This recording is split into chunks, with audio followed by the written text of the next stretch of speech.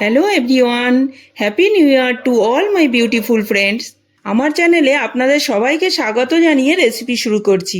আজকে আমি নিয়ে এসেছি একদম নিরামিষ দু ধরনের ফুলকপির রেসিপি। প্রথমে একটা বড় সাইজের টমেটোকে এরকম কুচি কুচি করে কেটে নিয়েছিলাম, সাথে একটা ক্যাপসিকামকেও একইভাবে কেটে নিয়েছি।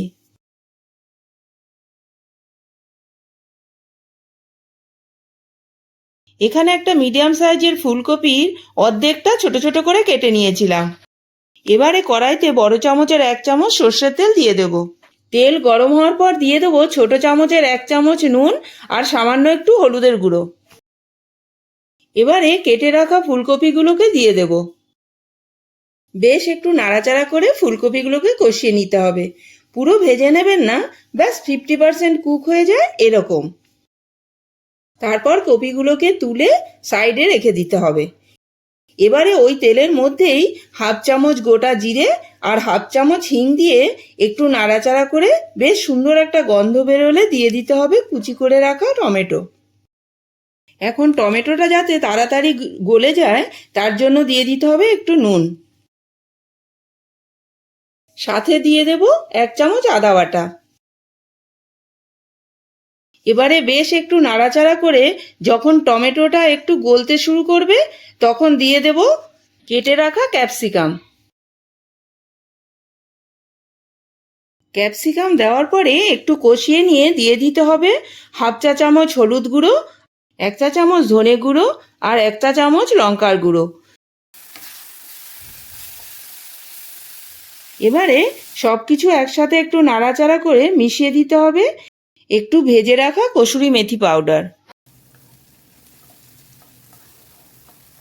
তারপর মিশিয়ে দিতে হবে ভেজে রাখা ফুলকপিগুলো।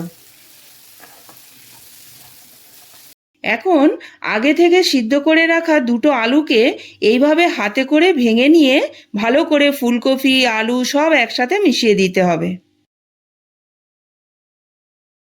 এবারে 2-3 মিনিটের মতো ঢাকনা দিয়ে ঢেকে দিতে হবে।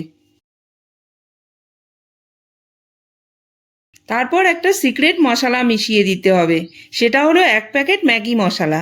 এখন ম্যাগি মশলাটা মিশিয়ে বেশ নাড়াচাড়া করে নামিয়ে নিন। দেখুন, একদম কম সময়ে কম তেলে এত সুন্দর একটা ফুলকপির শুকনো তরকারি তৈরি হয়ে যাবে, যেটা রুটি পরোটা কিছুর সাথেই অপূর্ব লাগবে খেতে। এবারে চলুন নেক্সট রেসিপিতে।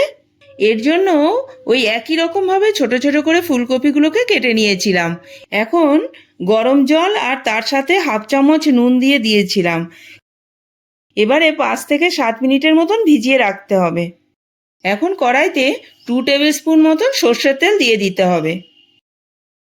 তেল গরম হওয়ার পরে 1 চা চামচ ক্রাশ করে রাখা ধনে জিরে, 1 চামচ তিল আর জোয়ান, একটা কুচনো কাঁচা লঙ্কা, 1/2 চা চামচ হিং দিয়ে নেড়ে চেড়ে দেখবেন একটা খুব সুন্দর গন্ধ বেরোচ্ছে।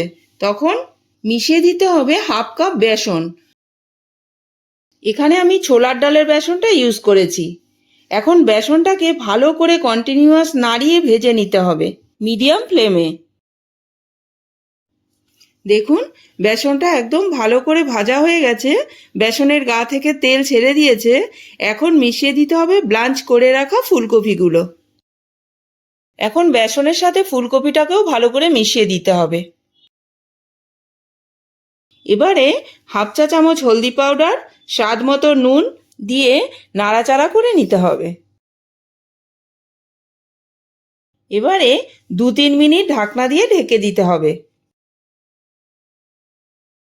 দেখবেন বেসনটা সমস্ত ফুলকপির গায়ে বেশ মাখো মাখো হয়ে যাবে।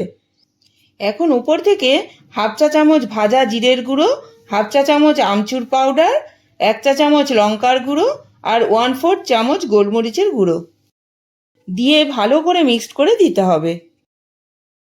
বন্ধুরা, এইভাবে ফুলকপিটা রান্না করে দেখবেন, ডাইজেশন প্রবলেমও হবে না। কেন কি এতে জোয়ান আছে, ফুলকপিটাকেও ব্লাঞ্চ করে নিয়ে নেওয়া হয়েছে। এবারে ওপর থেকে একটু ধনেপাতা দিয়ে মিশিয়ে নিতে হবে। ব্যাস রেডি হয়ে গেল দারুণ স্বাদের ফুলকপি। এটা রুটি পরোটা ছাড়াও খালি খালি খেতেও দারুণ লাগে। অবশ্যই ফুলকপির এই রেসিপি দুটো একবার হলেও বানিয়ে দেখবেন। আশা করি আপনাদের ভালো লাগবে। আবার দেখা হবে একটা নতুন ভিডিওর সাথে। Thank you.